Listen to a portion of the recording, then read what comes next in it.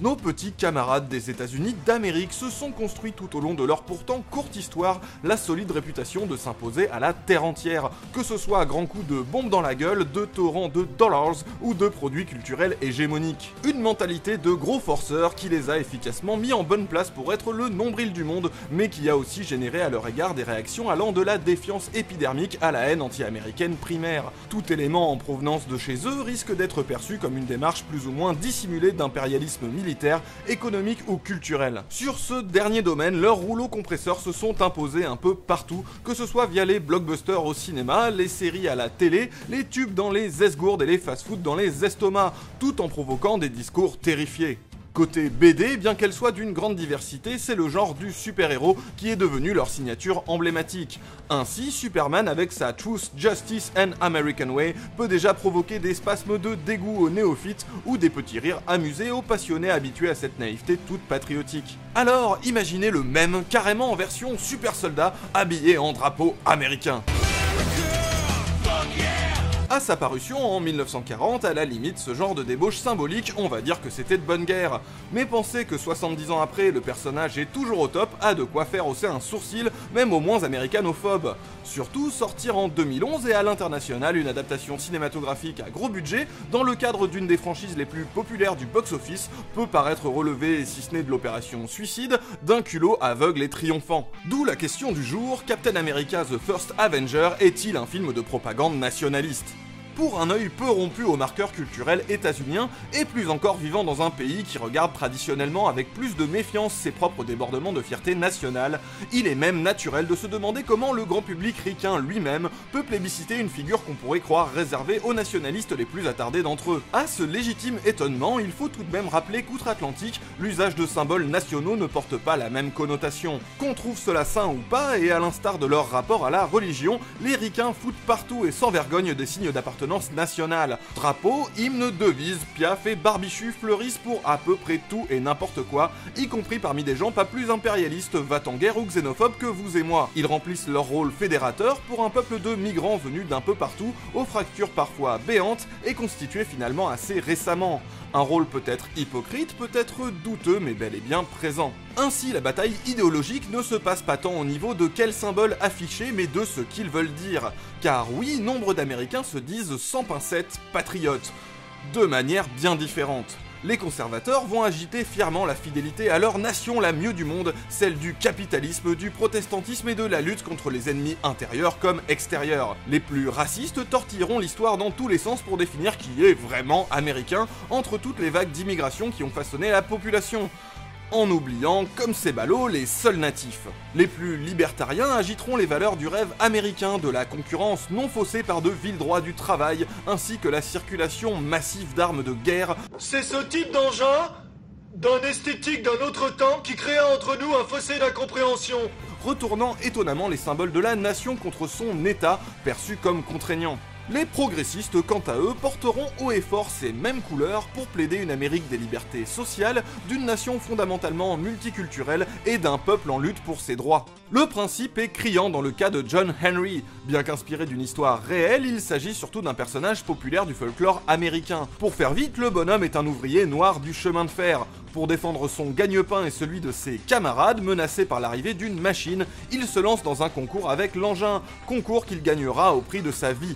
Ce petit conte prolétaire a traversé la culture ricaine avec bien des sens. Pour les plus conservateurs, il peut être un Stakhanov made in USA, le symbole de l'américain dur à la tâche, ou représenter la lutte contre le progrès qui détruit l'Amérique traditionnelle. De manière plus progressiste, il sera le héros du mouvement ouvrier d'une part et du mouvement afro-américain d'autre part. Il est même amusant de noter que fut un temps son histoire circulait dans les états les plus réactionnaires en méconnaissance totale du fait que le personnage était noir. Bien que les Américains soient particulièrement balèzes à ce petit jeu, cette bagarre sur le sens des repères nationaux est en fait un grand classique de la politique un peu partout, les références patriotes ne cachant pas les mêmes idées entre un Fillon, un Le Pen ou un Mélenchon. On n'en est pas à prendre un Super Dupont au premier degré, mais tout ça resitue ce rapport particulier des États-Uniens à leurs symboles. Bon, mais ça à la limite c'est leur délire, s'ils trouvent ça normal, un Super Marine en collant étoilé, on juge pas. Mais qu'en est-il d'aller le balancer sur les étagères et les grands écrans du monde entier en espérant que ça passe comme Oncle Sam dans Tata? Concernant la BD, on a sorti sur la chaîne du petit camarade Dave Sheck une vidéo sur l'histoire éditoriale du personnage et la propagande américaine. Allez-y pour vous rendre compte qu'elle n'est peut-être pas ce que vous imaginez et admirer la sitcom la plus brillante depuis la philo selon Philippe. Le problème du film de 2011 en revanche est d'autant plus prégnant que 1. Les ricains eux-mêmes sont maintenant moins friands de héros réganiens vengeant leurs gars au Vietnam. Ce sera un déshonneur pour mon pays, mon Dieu et mes ancêtres. 2. Le public des films Marvel va bien au-delà des geeks de comic book, tout à fait conscients du contenu de ces BD. Au point que le titre faillit ne même pas comporter le nom légèrement clivant de son personnage. On proposa même à chaque pays de le modifier pour l'exploiter à la maison, ce que ne trouvèrent utile que la Russie, l'Ukraine et la Corée. Heureusement car en France on a sans doute échappé à Very Bad Super Soldat, mode d'emploi. Les interviews des producteurs montrent en effet qu'ils n'étaient pas en mode total YOLO au sujet de la réception possible. Kevin Feige comparait même leur position à celle de Cap lui-même, rescapé des glaces arctiques pour être projeté dans un monde complètement différent. Une façon d'admettre qu'une fois sorti des 50 états, c'est pas mal d'essayer de pas passer pour un vieux patriote d'un autre temps. Surtout si on veut se faire un peu de pognon, parce que bon, c'est un peu l'idée aussi quoi. On sait aussi qu'à ce moment-là, la toute récente élection d'Obama a changé le regard de l'Amérique sur elle-même et grandement influé sur les discussions des créatifs du film. Bien que ces derniers aient un temps considéré plus pertinent de recycler l'idée, déjà présente dans les 60s et en 2000, d'un Captain America hibernatus, en décalage avec le monde moderne, c'est au final un scénario presque totalement situé pendant la Deuxième Guerre mondiale qui sera choisi. Donc la période propagandiste brute de décoffrage, c'est pas un peu casse-gueule aujourd'hui? En réalité, la solution Total Rétro comportait de sérieux crampons anti-dérapage et Marvel les a exploités à fond les ballons, en embauchant Joe Johnston à la réal, notamment pour son travail sur Rocketeer et October Sky, ainsi que ses débuts sur Star Wars, Rick Heinrich à la direction artistique après avoir roulé pour Tim Burton, les frères Coen ou Pirates des Caraïbes, et en revendiquant une grosse vibe Indiana Jones. Le film se drape ainsi de nostalgie du cinéma populaire 80s bon enfant, lui-même nostalgique du pulp des années 40-50. Les nazis rempilent comme méchants de service qui met tout le monde d'accord dans leur version totalement fantasmée avec technologie rétro-futuriste et ambition magico-cryptique. Dans le film, ce ne sont même plus des SS mais des super méchants à la Papin. Sur ce point-là, Captain America fait donc totalement le taf, parvenant à être un des Marvel à l'identité visuelle la plus marquée, dans une écurie où les films se ressemblent tous un peu. Mais je n'en aurais probablement pas parlé s'il s'était contenté de faire passer son délire patriotique explicite par l'excuse du divertissement référentiel fun, si jouissif soit-il. Voyez-vous, il y a bien des façons d'adapter un comic book de super-héros, plus encore du fait de leur nature plus mythique que d'histoire figée. Superman ou Batman, c'est 80 balais de matière quasi ininterrompue, parfois en plusieurs séries parallèles et dans des versions alternatives, au fil desquelles des centaines d'auteurs ont donné leur version du personnage, l'ont développé et fait évoluer, traversant les époques et les modes. Autant dire que c'est buffé à volonté. De prime abord, The First Avenger va piocher dans les bonnes grosses bases pulp de Captain America, se gardant l'idée d'un homme hors du temps apparu plus tard pour les suites. Mais en réalité, cette adaptation est surtout rétro dans sa forme et s'inspire bien plus qu'on pourrait le croire des vies postérieures de son protagoniste. Et c'est là où elle retourne comme une peau de lapin à la fois sa problématique et ses connotations douteuses. The First Avenger a intégré à l'histoire de Captain America le personnage, l'histoire de Captain America la BD. Vous me suivez? Steve Rogers, personnage, culin-toton. Les auteurs de Cap avaient une volonté de propagande nationale, notamment parce qu'en tant que juifs new-yorkais inquiets de la situation en Europe, ils voulaient mobiliser l'opinion américaine pour intervenir, puis pour soutenir l'effort de guerre. J'ai expliqué dans la vidéo sur la chaîne de Dave le parallèle entre leur motivation et celle de leur perso. La première couverture, mythique et criante. Comme vous le savez peut-être, on y voit Cap mettre un pain à Hitler. On y voit aussi des éléments montrant que les nazis s'apprêtaient à s'en prendre aux USA, ce qui n'était pas du tout d'actualité à ce moment-là. Le procédé relève sans tortiller de la pure propagande, façon soi-disant arme de destruction massive en Irak et bien emballé dans du bon gros symbolisme old school. Dans le film par contre, Cap n'intervient qu'une fois les USA déjà engagés dans le conflit. Avec le recul, c'est vrai que c'est un peu marrant ce type de propagande pas très fine, c'est bien d'époque et tout, mais ça va 5 minutes, ce qui a motivé d'autres auteurs quelques décennies plus tard à faire un retour critique sur cet héritage, qui est autant le passé de leur pays que celui de leur personnage. Le fait de montrer un Cap déboussolé et souvent en rébellion dans une époque où tout n'est plus si simple participe de ce mécanisme. Et allons plus loin. Non, la Seconde Guerre mondiale n'était pas une période aussi simple que ces comics et la propagande le racontaient. Comment montrer ça au sein de la BD? Je vais prendre un exemple méconnu mais révélateur de la méthode. À la bonne vieille époque, il existait une BD annexe pour jeune public, les Young Allies.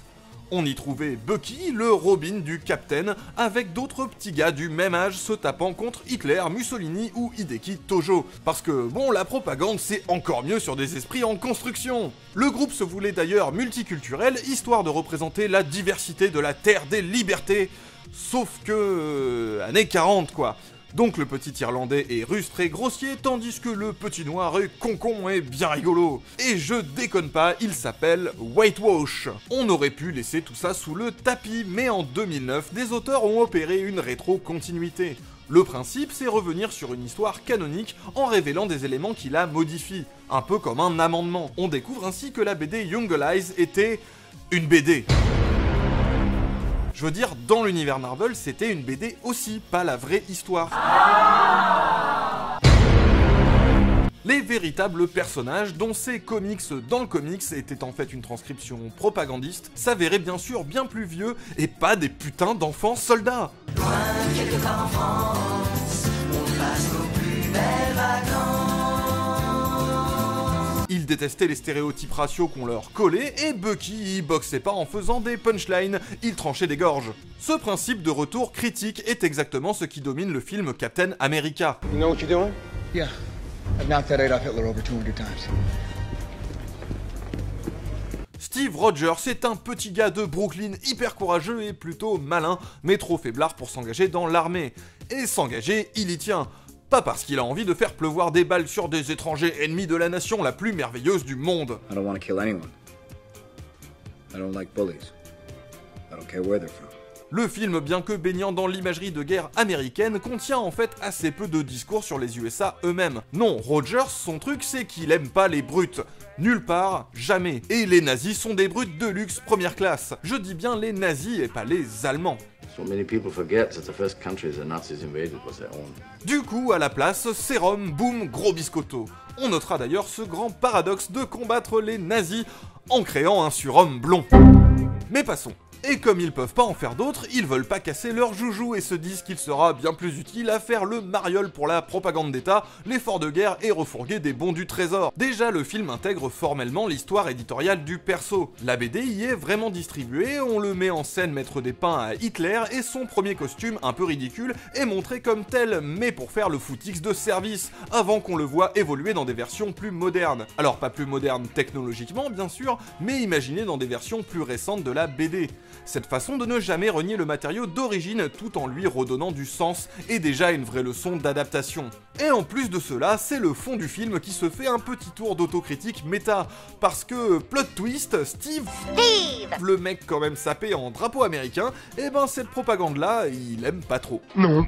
Le décalage entre le discours patriotique et la réalité des soldats est explicité, poussant Steve à désobéir pour rejoindre le terrain. Car le film ne choisit pas tant de mettre en avant les valeurs proclamées d'un pays, mais celles d'un homme, et de montrer qu'elles peuvent être en contradiction avec les ordres, la hiérarchie et ceux-là même qui les brandissent officiellement. Une notion propre à la BD Captain America, mais dans ses incarnations plus récentes, tout comme d'autres éléments, comme un Bucky badass, des personnages de tout pays. Je combattrai jusqu'à ce que le dernier de ces bâtards soit mort, enchaîné, ou bien pleure comme un petit bébé. Ou une femme soldat qui casse des culs de macho. On notera d'ailleurs que ce personnage, Peggy Carter, en plus d'être incarné par Hayley Atwell, nommée à l'Oscar de la Best Meuf de l'univers pour l'ensemble de son existence,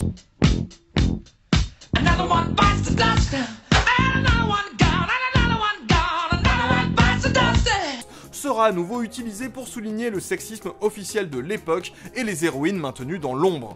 Présenté ainsi, le film acquiert une dimension plus fédératrice, dans la mesure où il offre un regard sur le folklore, l'histoire et les mythes américains, plutôt que de vouloir les glorifier. Au final, Captain America The First Avengers ne peut qu'être en un sens un film de propagande nationaliste.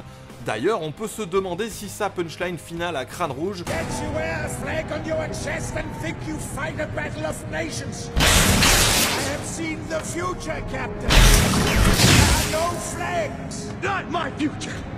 est là pour réaffirmer l'importance de ces symboles ou une ironie sur le futur dans lequel il va atterrir. ou même les deux. Mais même en ne revendiquant pas lui-même être un symbole, il l'est forcément. Le mec, c'est Captain America.